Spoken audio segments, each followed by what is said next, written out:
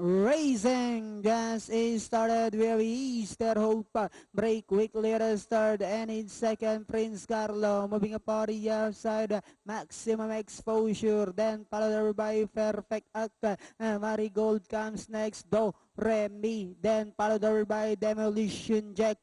Shifty Racing second last heading west while Self-Made is the early trailer by about 12 lengths of the leader and going along for the first turn. We have Maximum Exposure by over length and a half. Easter Hope in second and in third comes Perfect Act.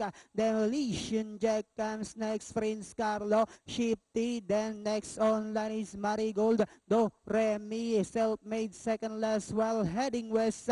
Now racing and last back to the leader. We have Maximum Exposure this time by about 4 lengths.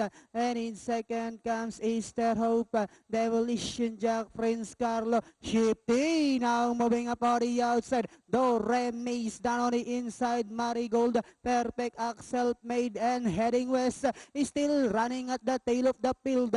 And they are now entering the home stretch. We have Maximum Exposure by about 6 lengths.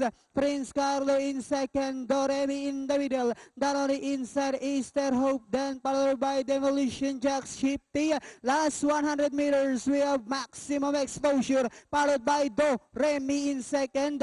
And nearing the finish line, it's going to be Maximum Exposure. Do Remy, Shifty, Prince Carlo, Demolition Jack.